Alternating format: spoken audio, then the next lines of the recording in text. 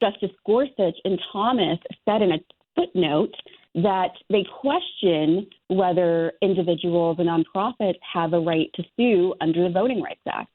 And that emboldened judges like those judges on the Eighth Circuit who declined to reconsider their decision, basically gutting Section 2. So it's really important that we vote for parties who support the Voting Rights Act. And that's one angle I think we should focus on when we're talking about just how objectively horrific this decision is. Wow. You know, Maureen, one of the things that's interesting, Maureen, is that, people often ask the question, say, well, that's just the Eighth Circuit. We don't have to worry about that because, that's not us. Let Nebraska worry about that. Let Iowa worry about it. North and South Dakota worry about it. It's not our issue. But, interestingly, what we've seen happen, Maureen, is that same argument with regards to the standing for people to be able to sue individually under the Voting Rights Act, Section 2, is now showing itself in the Fifth Circuit, down in Louisiana, down in Texas, down in Mississippi. There are glimpses of it showing up in the 11th Circuit. So it really isn't something that's really isolated, but that we all need to really, pay attention to and focus on as the cases advance. Is that correct? Absolutely, Daryl. And, you just mentioned the 11th Circuit. I think about the fact that President Biden appointed Nancy Abudu to the 11th Circuit, the first Black woman to be a judge on that circuit in the history of its existence. And, she comes from a long history of filing VRA cases on behalf of the Southern Poverty Law Center. And just her presence in the 11th Circuit as these questions about whether the private right exists or not are kind of circulating, her presence will be so important because she's a defender of the Voting Rights Act.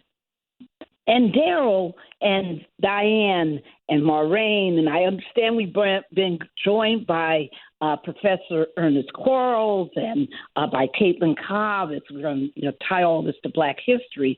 But I want you to let our audience know, Daryl, that we just don't sit back and take this. It's not just that we go into the courts and we battle in the courts to win, which we will do, but also we organize, right, Daryl? Tell people how we are organizing right now and how they can help to fight this horrible decision trying to destroy the very Voting Rights Act that John Lewis and Amelia Boynton and Viola Liuzzo died for, and Fannie Lou Hamer and all these people fought for. Tell people what we're doing.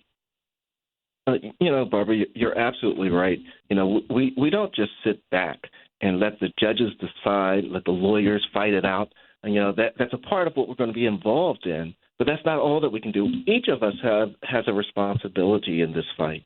And one thing that you can do is you can go to tjcoalition.org, tjcoalition.org, and there you'll see a resolution that can be introduced in your local municipality, your local government. Because the Voting Rights Act, it didn't come about simply because somebody in Congress decided that this needed to happen. It came about because of people in the streets that were marching, pushing for voting rights for folks across this country. So the resolution that you'll find when you go to tjcoalition.org is a resolution that can be introduced at any local government, and it puts the local government on notice.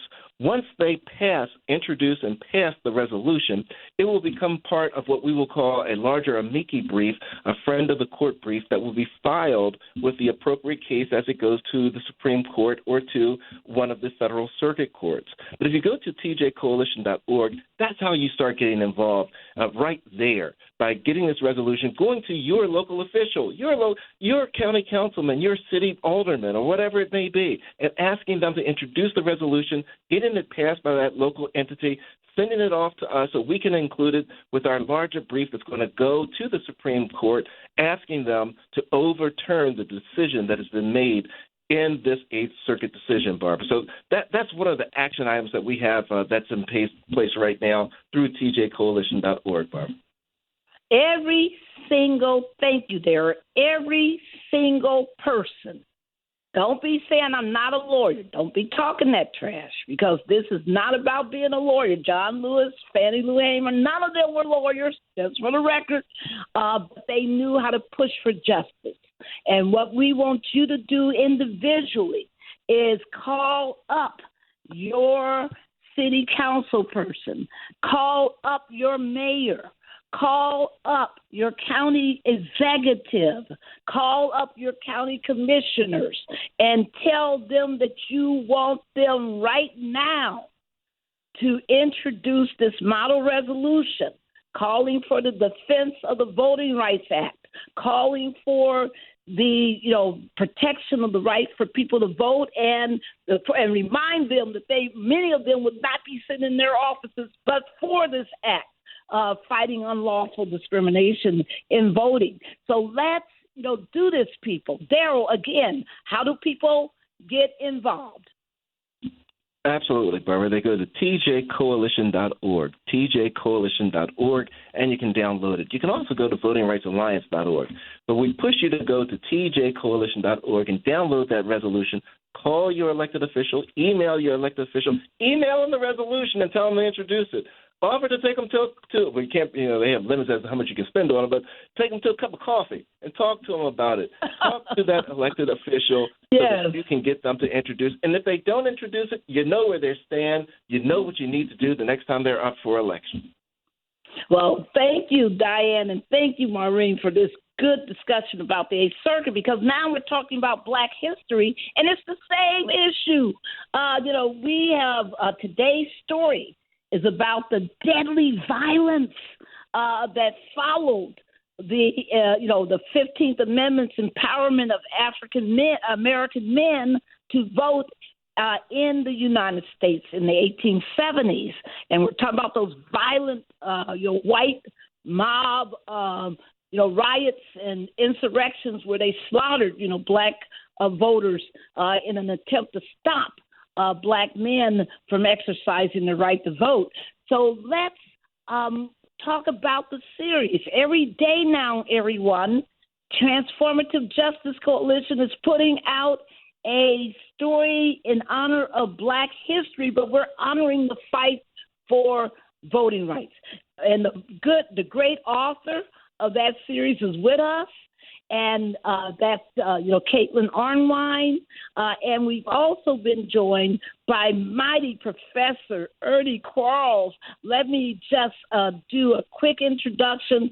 Ernest Quarles is the professor at Johns Hopkins, and he's a member of the African American Policy Forum Board, which I serve on with him. He's a practicing attorney, a civil rights advocate, an educator, and former student of the late Honorable Judge A. Leon Higginbotham, and was mentored by the late Professor Derek Bell. Wow, what an honor.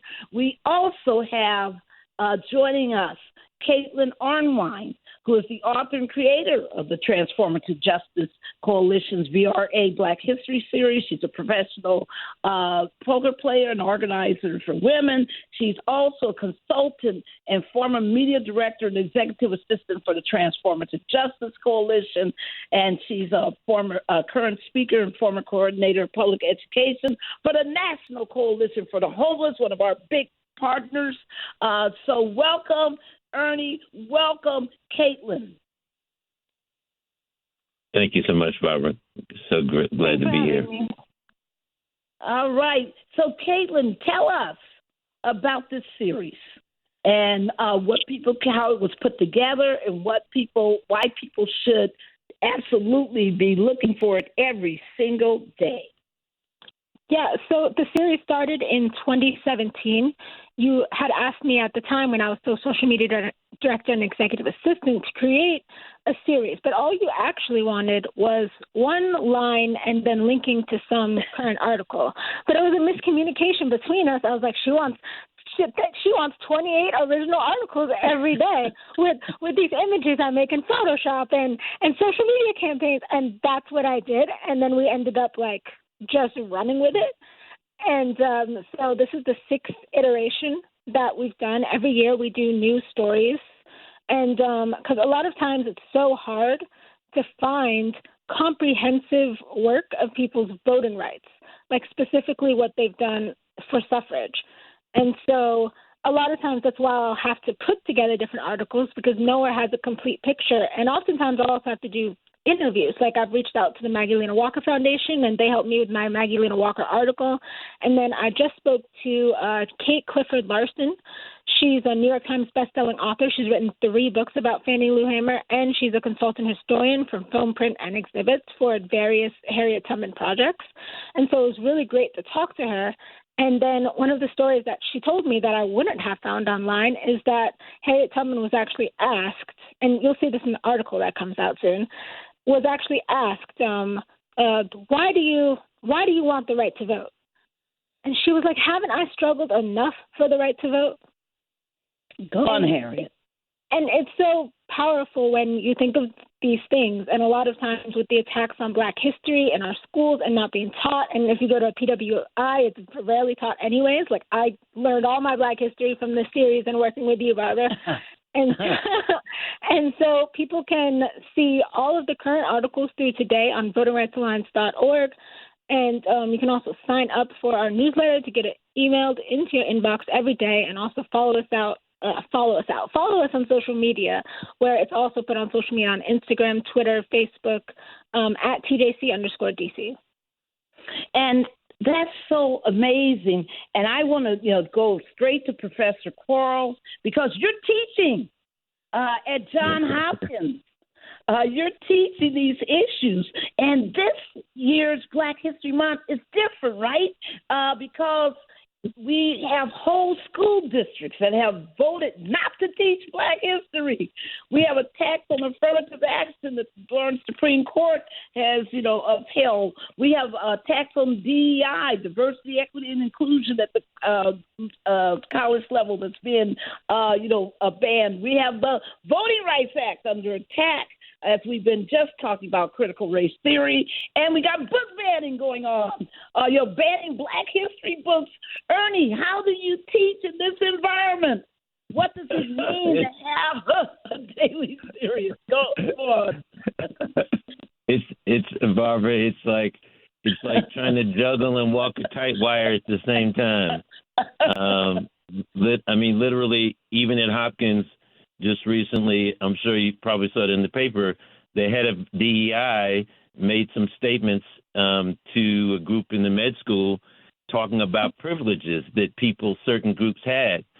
And it were 2 statements, but the fact is that, when you talk about white privilege, a whole lot of people take offense that they, because they don't even recognize that they have privilege. And she had to dial down her comments. Fortunately for myself, I've been very blessed since I've been at Hopkins, the 8 years, to have really been in an alliance with the executive director for the Alexander Grass Humanities Institute, which is composed of 13 different departments in the social sciences. And we're very light thinking. And so I've been able to, in the spirit of Carter G. Woodson, who, as folks should know, is 1926 is when he founded Black History Month. I've been able to increase the visibility of Black life in American and world history and forge really a deep understanding and love for and about Black humanity. While I focus on struggle, I do so with an emphasis on accomplishments, empowerment, love for ourselves, and love for future generations.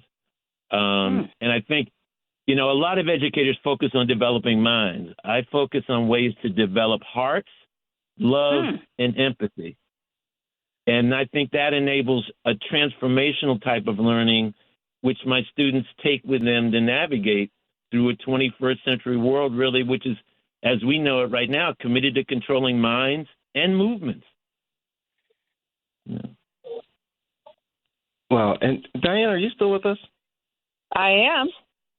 Yeah, Diane, I'm listening to Professor Quarles and what he's laying out at the Johns Hopkins University, one of the finest institutions in our country. And I'm thinking about the state of Florida.